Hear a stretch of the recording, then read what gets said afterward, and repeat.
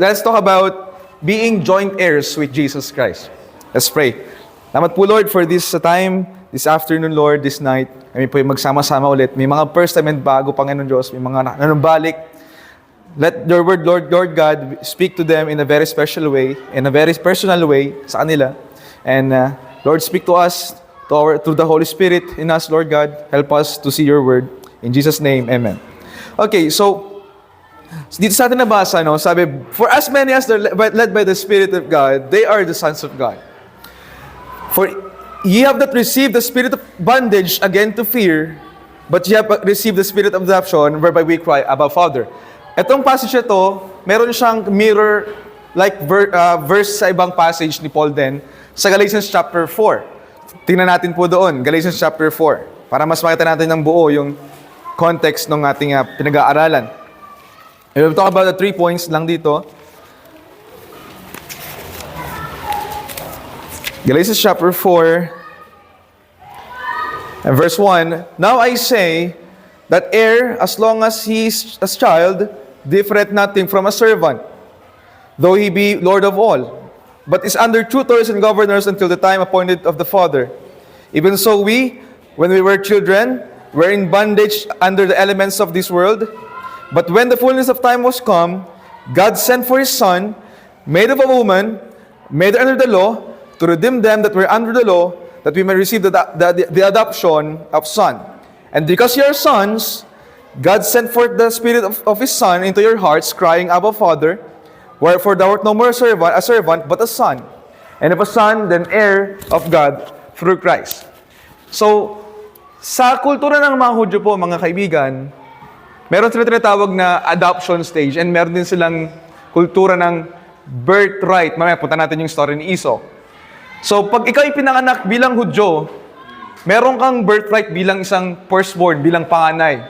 And nasa sa iyo ang inheritance, pamana mula sa ama mo na Hudyo, through the firstborn, sa panganay. Yun ang pagiging pag-having a birthright. Pero tayo mga Gentiles, no? So sabi natin ng passage natin, we are from the bondage of the elements of this world. We are from this world. We are outside of Christ. We are outside of God. Kaya nakakalungkot isipin, pag-aralan niyo ang Biblia, hindi tayo yung piniling nasyon. Hindi tayo yung piniling lahi. Mga Hudyo ang pinili na merong specific na inheritance for them. Merong lupang pinangako sa kanila. Land flowing with milk and honey, masaganang lupa sa kanila ipinangako. But the Jews rejected the salvation of God to them. And then God turned tinuon ng Panginoon ang attention niya sa mga Gentiles. Sabi niya, pagsesaloisin ko kayo, iinisin ko kayo, ililigtas ko yung mga hindi dapat kalitas-ligtas. Isisave ko, sila yung gagawin kong people, yung nation ko. Yung mga hindi karapat-dapat na mga tao. Mga walang kwentang tao, sila gagamitin ko.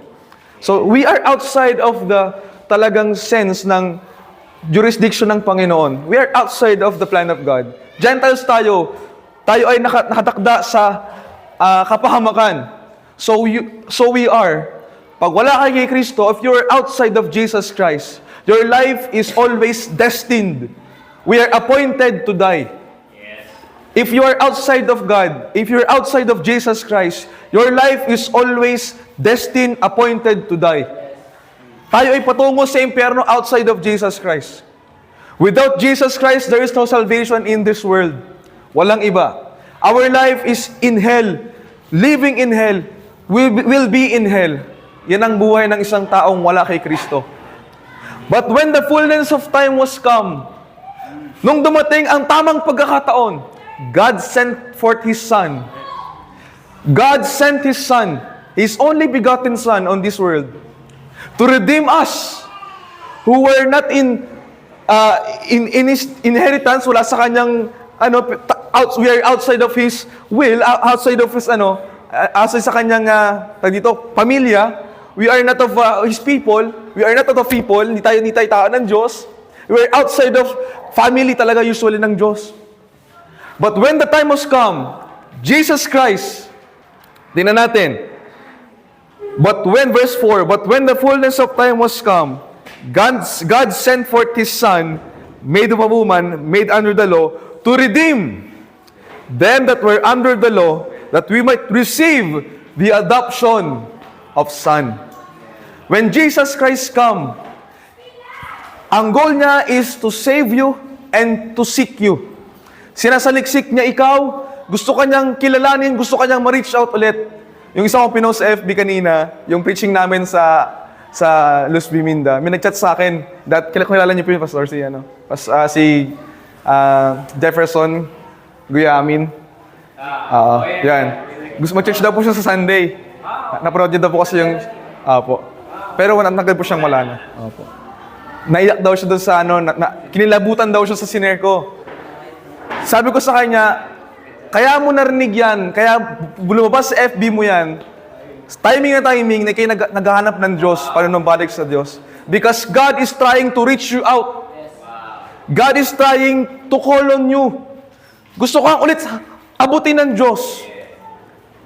Kaya kayo andito ngayon, mga kaibigan, mga first-timer. Buhay ka pa. Nakakapakinig ka pa. Nakakarinig, nakakita ka pa, nakakalakad ka pa. Meron ka pang buhay. Andiyan ka ngayon para marinig ang isang mensahe because God is trying to reach you out to come back to Him, manumbalik ka sa Kanya. Fullness of time was come, God sent His Son, Jesus Christ, to redeem us. And, that we might receive the adoption of son. Adoption, pag-aampon. If you are in Christ, God is adopting you as His son, as His daughter. Aampunin ka niya because of Christ. When you believe on Jesus Christ, God the Father will adopt you as His son. Di ba Hudyo ang kanyang talagang mga anak, ang mga pinili niya? Yung blessing sa Hudyo, grabe. Protection, pagpapala, di ba? Pag-aalaga sa mga Hudyo, sa mga tunay niyang piniling mga tao. Tayo outside, tayo destruction, tayo awasakan. But when you believe on Jesus Christ, you will receive the adoption of son. Ia-adapt ka niya. In that cause, yung blessing na meron, ano sabi? Verse 1, Galatians 4:1, now I say that heir as long as he is child, different nothing from servant, though he be Lord of all. So, tayo ay, yung blessing na meron, ang mga Hudyo, when you believe on Jesus Christ, you will receive the same blessing from the Jew through the spirit of adoption. Kasi pag inampun ka na, ikaw ay magiging anak na rin ng Diyos. You are no longer a servant only. Hindi ka lang basta servant. You are a son and a daughter. Anak ka rin. Aampunin ka. Para ka na rin anak ng Diyos Ama. And the same protection, same blessing, same care sa mga Hudyo, you will also receive that kind of blessing through the spirit of adoption when you believe on Jesus Christ. When you believe, when you come to Jesus Christ and receive Him as your Lord and only personal Savior, you will receive the spirit of adoption. The blessing on the Jew you will already receive sa iyo. So ngayon, number 2, kayo ngayon na kay Kristo na. Okay? Kayong inadapt na ng Panginoong Diyos Ama. 1 John 1:12, but as many as receive Him. Sino mang tatanggap? Maniniwala sa Panginoon Kristo. But as many as receive Him, to them gave He power. Ano yung word na power doon? Privilege or right. Karapatan. Power to become sons of God, even to them that believe on His name. When you believe on Jesus Christ, God will give you a privilege, a right to become His son. Therefore, yung blessing na meron ng mga Hudyo as His son, you will also receive. And right now, if you are now in Christ, I'm talking to you Christians. If you are now in Christ, Live as a children of God. Mabuhay tayo na parang isang na anak ng Diyos. Marami sa atin nabubuhay na parang anak pa rin ng demonyo. John chapter 8, di ko natin bubuksan. Nung tayo ay wala pa sa ama natin, we are of our father the devil. Yung deeds ng ama natin na demonyo yung ating ginagawa. Kaya naman tayo, we are called children of disobedience. Tayo ay mga disobedient na mga anak. Marami sa atin, you are saying, I am of God, nasa Diyos na ako ay anak na ng Diyos. May nakita pa akong Kristiyano, daw, yung kanyang bio, ano yung bio? Pangalan si bio dito. I am a princess of God. Wow. Princess of God daw siya. Tapos yung picture niya, ganun, grabe. So, ewan ko na, alam niyo na, hindi ko na i-describe. Princess daw siya eh. O, di ba? Hey, go back to Romans chapter 8. Romans chapter 8, tayo ulit. For as many as are led by the Spirit of God, they are the sons of God. For ye have not received the spirit of bondage again to fear. When God adopted you, pag inadapt ka na ng Diyos, hey, listen, listen good. When God is adopted you, inampun ka na ng Diyos, you are taken out from bondage. Inalis ka na sa dating kumukubkub sa'yo, sa dati mong ama na demonyo. When God adopted you, akin ka na. We have not received the spirit of bondage again to fear, but ye have received the spirit of adoption, whereby we cry, Abba, Father. Only Christians can talk to Father directly. Siya lang ang pwede, kasi siya ay inadapt na bilang anak. Pero marami sa inyo ngayon dito, ang hirap na hirap kayong unang-una sa lahat. Hey, para malaman nyo kayo ay hindi anak ng Diyos, hirap na hirap kayong mag-pray. If you are truly son and daughter of God, it is very easy for you to talk to your Father. Pero bakit marami hirap na hirap? Kasi hindi pa ayos ang iyong relasyon sa iyong ama. Balik na naman tayo sa ating unang pinreach. Ayos ba ang relasyon mo sa ama? Kamusta ang iyong relasyon with God the Father? If we will ask the Father ngayon, kamusta po si ano? Pwede niya pa sabihin, okay yan. Pwede pa sabihin sa atin ng Panginoon, consider my servant, Jo Marie. Pwede pa sabihin sa atin ng Panginoon Diyos, Ama ngayon yun. Mga Kristiyano, consider my servant, Jeon. Pwede ba tayong magmayabang ng Diyos as His Son? Consider my servant, May. Pwede ba? Kamusta po ang iyong relasyon sa Diyos Ama? Kapag hindi ayos ang iyong relasyon sa Ama, at namatay ka, do not expect you will go to heaven. So you better fix your relationship with God right now before it's too late. Ayusin niyo muna yung relasyon sa Ama. It is only through and by Jesus Christ. Therefore, we are justified by faith. We have peace with God through our Lord Jesus Christ.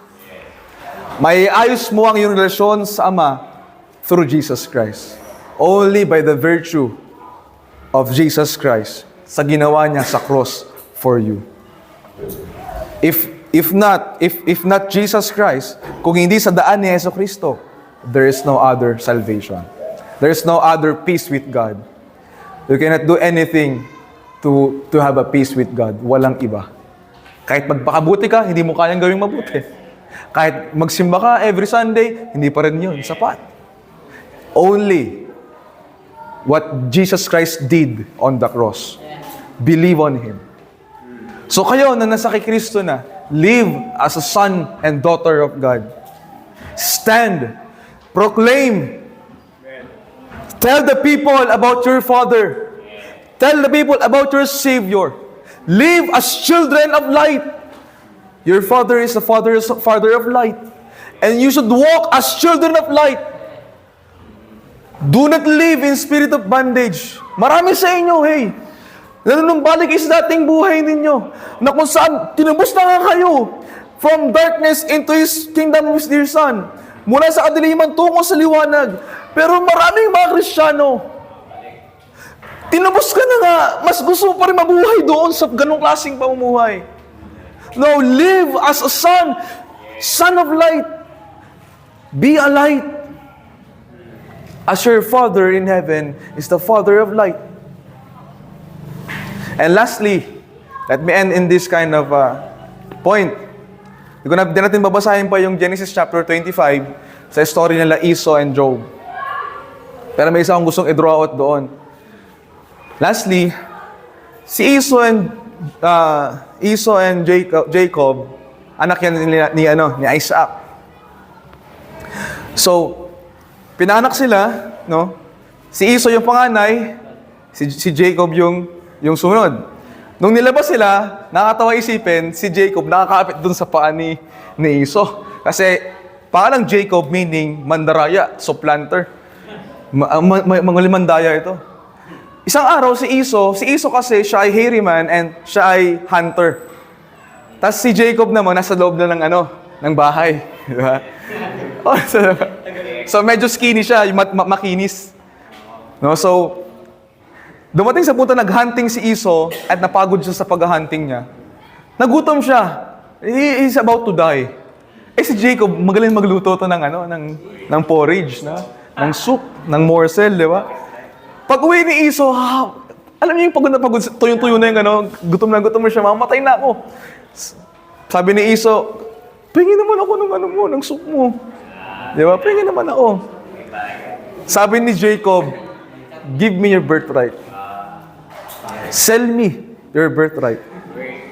Sige, mamatay na ako para saan pa tong birthright na to? Para saan pa tong mga maaaning kong pamana mula sa ama ko kung mamatay ako ngayon? Akin na yan, so yun tong birthright ko.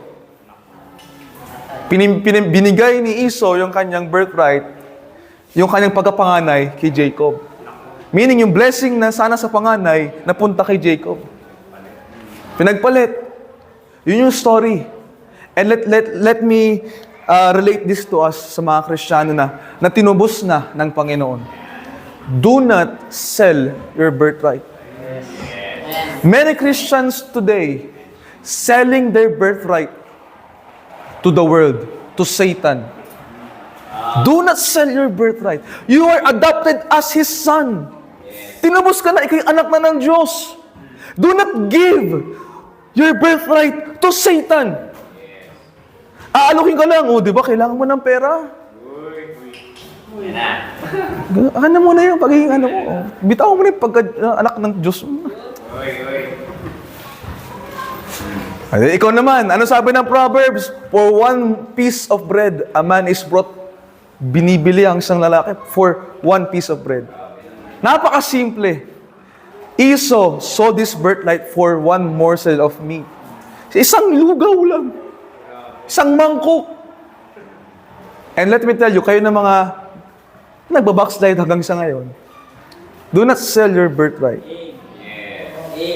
And to those of you who are Christian right now, na ikay anak na ng Diyos, do not exchange your birthright to all the pleasure of this world. Yan ang pinakagusto kong i-point out. Huwag mong ipagpapalit. Meron kang inheritance in heaven. You have a blessing from your Father. Lahat ng blessing na pwedeng ibigay niya, lahat ng pamana ng Diyos sa atin, ay hindi kayang mapantayan ng anumang pleasure sa mundong ito. Love not the world, neither the things that are in the world, for all that is in the world is lust of the flesh, lust of the eyes, and the pride of life. And it's not of the Father, but it's of the world. Do not love this world. Be not conformed to this world. Do not give up your birthright. Huwag mo ibibigay ang pagiging anak mo ng Diyos mo kay Satan. Let your life be used sa kalooban ng Diyos. Kung hindi mo ipapagamit ang iyong buhay sa Diyos, Satan will use your life.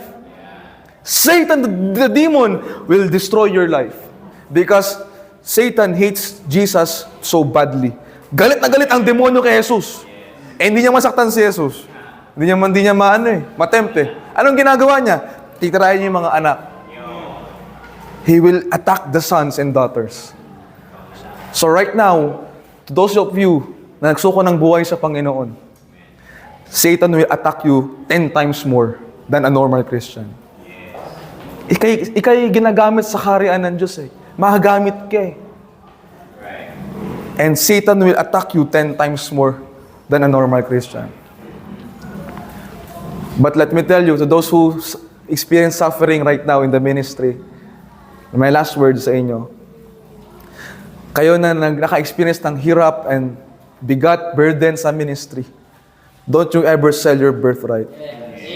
Huwag niyong ibibigay, huwag niyong isusuko ang pagiging anak niyo ng Diyos. Ikamatay niyo na lahat-lahat.